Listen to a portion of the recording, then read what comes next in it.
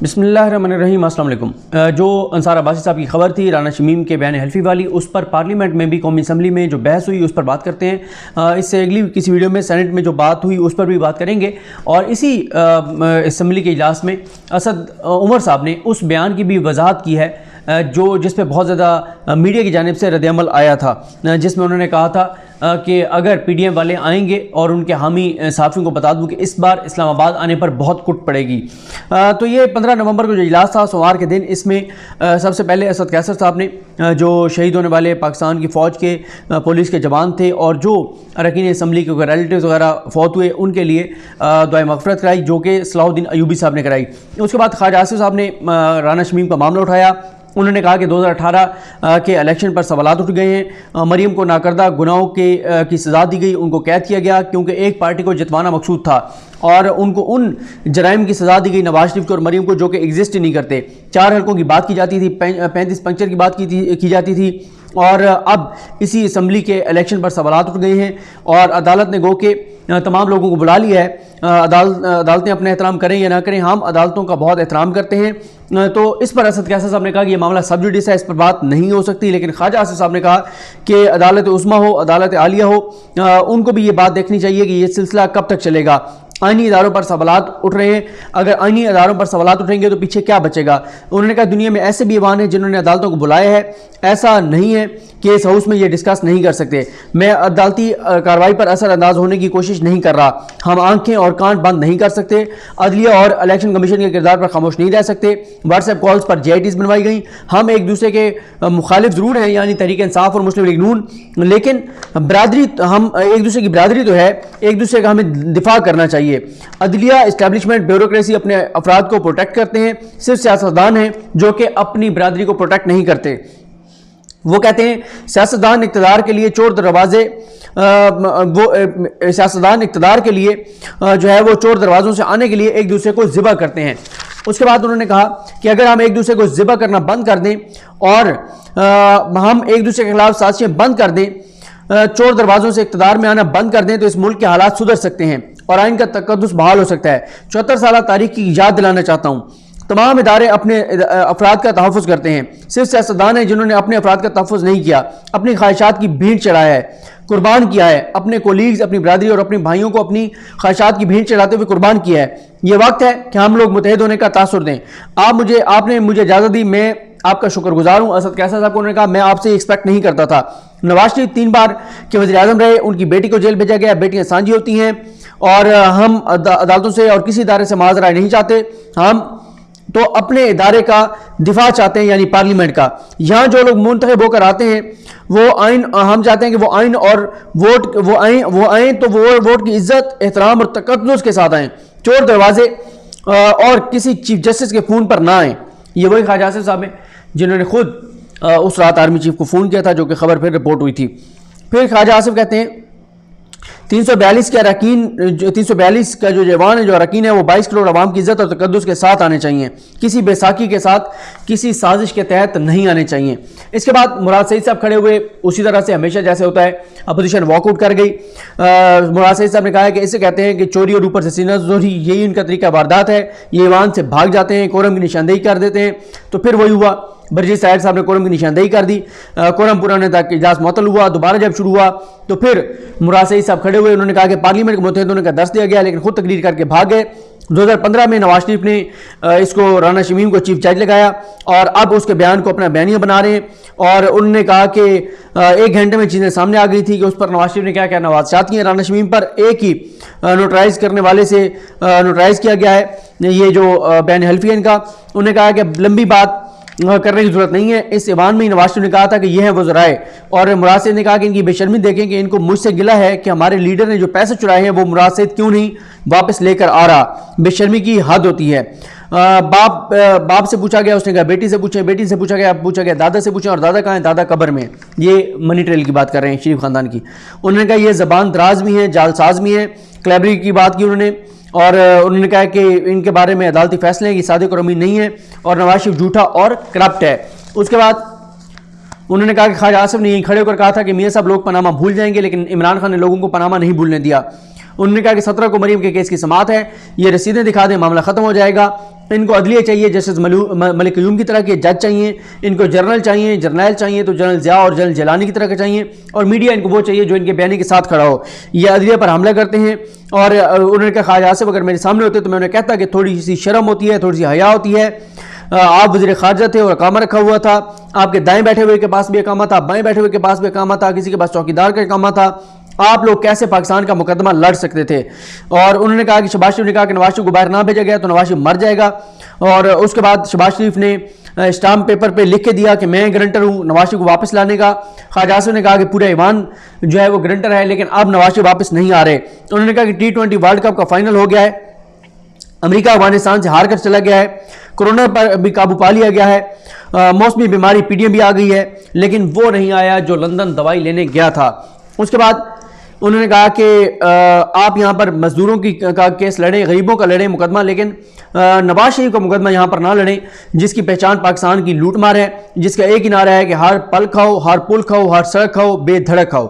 اس کے بعد انہوں نے کہا کہ نواز شریف اشتہاری ہے، اس کے بیٹے اشتہاری ہیں، اس کا سمدھی اشتہاری ہے، شہباز شریف کا داماد اشتہاری ہے، اور ان کے کئی فیملی ممبرز اشتہاری ہیں۔ انہوں نے کہا اگر پاکستان کی اتنی فکر ہے تو پاکستان آ جاؤ ایوان کی، ان کو اتنی زیادہ تو یہ ایوان میں بھی بیٹھتے اور میری بات سنتے۔ یہ عدلیہ پر حملے کرتے ہیں، ماضی میں بھی یہ اپنی مرضی کے فیصلے لینے کے لیے عدلیہ پر حملے کرتے رہے ہیں۔ اسد عمر صاحب نے کہا کہ خواجہ آصف نے جذباتی تقریر کر کے مطالبہ کیا کہ سیاستدانوں کو ایک دوسرے کا دفاع کرنا چاہیے، یہ پہلے ہوا کرتا تھا، اب یہ ایسا نہیں ہوگا۔ پہلے یہ ایک دوسرے کی چوریاں اٹھ کے گنواتے تھے، ایک سائڈ پہ پیپلز پارٹی بیٹھی ہوتی تھی، ایک سائڈ پہ نون لیگ، ایک دوسرے کی چوریاں گنواتے تھے، اور جب اقتدار خطرے میں ہوتا تھا تو ایک دوسرے کا دفاع بھی کرتے تھے، جو ایک دوسرے کو چور کہتے تھے۔ اب یہ مکمکہ ختم ہو گیا ہے، اور پھر اس کے بعد انہوں نے کہا کہ 2023 میں بھی عمران خان ہی آئے گا، اور اب یہ مکمکہ کا دور واپس نہیں آنے والا۔ انہوں نے کہا کہ میرے بارے میں کہا گیا کہ میں نے تشدد کی بات کی۔ انہوں نے کہا کہ دیکھیں اس کا تناظر یہ ہے کہ 2019 میں مولانا فضل الرحمان آ گئے، ہمیں کہا گیا ان کو نہ آنے دیں، عمران خان نے کہا ان کا جمہوری حق ہے ان کو آنے دیں، مولانا آئے، بیٹھے رہے، اور ہمارے کچھ صحافی اور اینکرز اتنے جذباتی ہو گئے کہ بھاگے وہاں پہنچ گئے، اور یہ نوید سنا دی کہ عمران خان جا رہا ہے۔ اپوزیشن پارٹیز جو ہیں انہوں نے مولانا فضل الرحمان کو اسلام آباد بھیج دیا۔ جب مولانا فضل الرحمان اسلام آباد آ گئے تو وہ پوچھتے رہ گئے کہ سانو نہر والے پل تے بلا کے تے آپ مائیا کتنے رہ گئے، لیکن آپ جو مائیا ہے وہ کراچی اور لاہور بیٹھ رہے، اور مولانا کو یہاں پر بھیج دیا، اور اس کے بعد مولانا جس طرح واپس گئے ان کی سیاست ختم ہو گئی۔ اس کے بعد انہوں نے کہا کہ ایک لیڈر جو ہے وہ اس سے اگلے سال 6000 میل دور بیٹھ کر انہوں نے اپنے کارکنان کو اور اپنی پارٹی کو کہا فوج سے لڑ جاؤ، وہاں بیٹھ کے تقریریں کرتے ہیں جن کی پلیٹیں اور چمچے ٹھیک نہیں ہو رہے، اور اس کے بعد وہ پاکستان خود نہیں آ رہے، لیکن اپنے کارکنان کو کہا کہ فوج سے لڑ جاؤ۔ 4 ماہ کے جلسوں کے بعد PDM تتر بتر ہو گئی، اور تیسرے سال یہ موسمی بیماری پھر آ گئی ہے۔ انہوں نے کہا جیسے سردی میں نزلہ، زکام، بخار اور موسمی بیماریاں آ جاتی ہیں، اس پر اسی طرح سے جو ہے وہ یہ بیماری بھی آ جاتی ہے، اور ان سے ہمیں کوئی پریشانی نہیں ہے۔ اور انہوں نے کہا کہ جو میں نے سیاسی کوٹ کی بات کہی تھی وہ سیاسی کوٹ کی بات کی تھی کہ سیاسی مار پڑے گی۔ انہوں نے کہا کہ میں نے میڈیا کی بات کی تو میڈیا والے میں نے کہا کہ سن لیں کہ جو میڈیا میں PDM کے سہولتکار ہیں، تو میری اس بات پر پورے گروپ کھڑے ہو گئے۔ میں نے تو سہولتکاروں کی بات کی تھی، اسمبلی میں دوبارہ یہ بات کر رہا ہوں کہ ہمیں اور عوام کو پتہ ہے کہ میڈیا کے اندر PDM کے سہولتکار بیٹھے ہیں جو نام کے صحافی ہیں، اصل میں سیاسی سہولتکار ہیں۔ ہمارا اس وقت میڈیا آزاد ہے۔ عمران خان آزاد میڈیا پر یقین رکھتے ہیں۔ جتنی تنقید عمران خان کی حکومت پر ہوئی ہے شاید ہی دنیا میں اتنی تنقید کسی حکومت پر ہوتی ہو۔ ہمیں اپوزیشن اور آزاد میڈیا سے کوئی ڈر نہیں ہے۔ پچھلی 3 سردیاں گزر گئی ہیں، یہ بھی گزر جائیں گی، اور پھر 2023 آ جانا ہے۔ الیکشن میں یہ کہہ رہے ہیں کہ دوسرے راستوں سے کسی کو نہیں آنا چاہیے، شفاف الیکشن ہونے چاہیے، لیکن EVM پر یہ ساتھ نہیں دے رہے، اور یہ جناب وہ کہتے ہیں کہ پتہ چل جائے گا جب EVM BVM کا معاملہ آئے گا پارلیمنٹ میں، پتہ چل جائے گا کہ کون دھاندلی زدہ نظام کے ساتھ کھڑا ہے اور کون یہ الیکشن چوری کا راستہ روکنا چاہتا ہے۔ اس کے بعد مولانا اسد محمود کھڑے ہوئے جو مولانا فضل الرحمان کے صاحبزادے ہیں، انہوں نے نواز شریف اور مریم کے حق میں تقریر کی، انہوں نے جسٹس شوکت صدیقی کا ذکر کیا، انہوں نے کہا کہ ایک کے بعد ایک جج کا ضمیر جاگ رہا ہے، اور انہوں نے کہا کہ ایک مثال سنائی کہ 2 لوگ دلیل دے رہے تھے، 2 لوگ دلائل دے رہے تھے، ایک جو ہے وہ ہاتھ بھی مار رہا تھا، بازو مار رہا تھا، سر مار رہا تھا، دوسرے نے کہا تم یہ کیوں کر رہے ہو؟ تو اس نے کہا کہ جھوٹ کو جبرن منوانا پڑتا ہے، یہی حکومت کر رہی ہے۔ انہوں نے کہا جوائنٹ سیشن بلایا گیا، پھر منسوخ کیا گیا، ہمیں خط لکھا گیا، ہم نے جوابی خط لکھا، اب پھر جوائنٹ سیشن بلایا گیا ہے. ان کو 19 سے پہلے تمام بلز منظور کروانے کی کیا جلدی ہے؟ کیوں یہ 19 سے پہلے تمام بل منظور کروانا چاہتے ہیں؟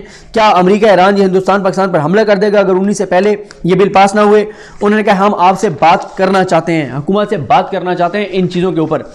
اس کے بعد ڈاکٹر بابر رحمان کھڑے ہوئے، انہوں نے آئین کے آرٹیکل کا ذکر کیا، اس کا حوالہ دیا. انہوں نے کہا یہ آرٹیکل 1973 سے موجود ہے جس کے تحت سب جوڈیس جو معاملات ہیں ان پر عدالت اسمبلی میں بات نہیں ہو سکتی، ججز کے کنڈکٹ پر بات نہیں ہو سکتی.